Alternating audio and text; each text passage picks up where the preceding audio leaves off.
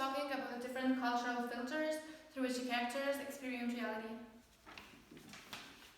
First, we have Louis, who is the most cultivated and educated person out of all three. And here in this passage, his academic vision is reinforced when he mentions Descartes. So for Descartes, the soul was the pineal gland, and in this passage, Louis actually mocks his rational philosophy by claiming that it is suspended in the dark, bitter gall hiding. This gives us an insight on Louis' vision of the human soul as a dark entity and also hiding to hide. This may be a reference to the book of Genesis, in which Adam hides after committing sin instead of walking with God. Also, the theme of ownership is quite big in this novel. We can see it all throughout the novel, for example, on page 16, on Melanie. She does not own herself, beauty does not own itself. And he also quotes Shakespeare's sonnet number 1, or the first lines, I think. However, in this passage we see a different side of the concept of ownership. It's not on a girl or a woman, it's on sheep. This may portray a change of Louis' concept of ownership throughout the novel. Then we have Petrus. And we can see, and then we can find the animal theme in this passage twice, with sheep and with cat.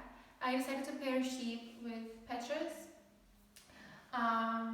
because of the racial connotations I think that blackface Persians has, and the expressions that are used to describe the sheep.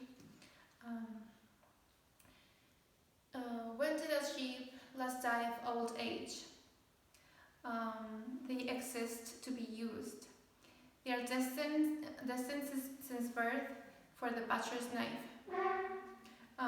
So this could be the vision of the Afrikaners on the apartheid times. And however, this is Petrus's vision is a complete opposite as this. Petrus is the change, not the apartheid times, but the change that came with the post-apartheid times. And this can be seen in 3 different concepts: tribalism, land transfer, the fact that he has finally been able to acquire land, and the economic theme. For example, he's described as a penny pincher. These 3 themes are very important currently in South Africa. As can be explained in the documentary of Lauren Southern on how the claiming of land now owned by white farmers may cause a civil war in a couple of years. Following the animal theme, we have the cat. I decided to pair the cat with Lucy because of the existing parallel they share, for example, with the belt.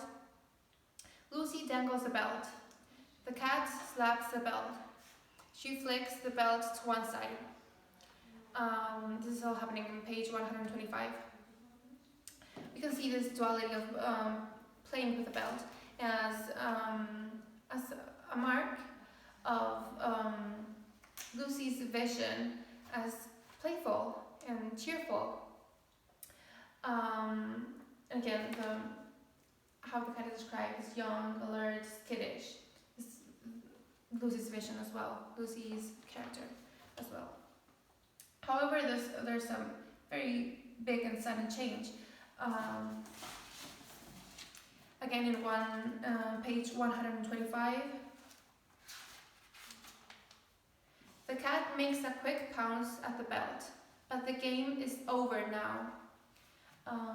This could be a repetition of the change of attitude Lucy has had towards her father after being victim of sexual assault, because she has in a way become Melanie. Also, this reminded me of the word I had to look up on page 42, Schadenfreude, and Lucy's vision of South Africa, that we can also see in page 124, when she tells her father to wake up because this is Africa. Also, there are two more quotes related to pain and time. And the first one is, what if an attack like that turns one into a different and darker person altogether? This may be a reference to how pain can change us. For example, what happened to Winnie Mandela after she couldn't forget or forgive the crimes committed against her community. And the last quote, on time, science has not yet put a limit on how long one has to wait. Forever, maybe.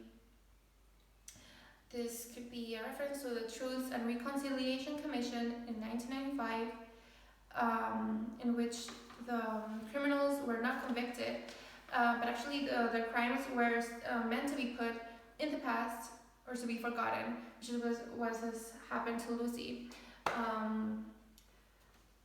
With the only difference that the criminals haven't really admitted anything. That's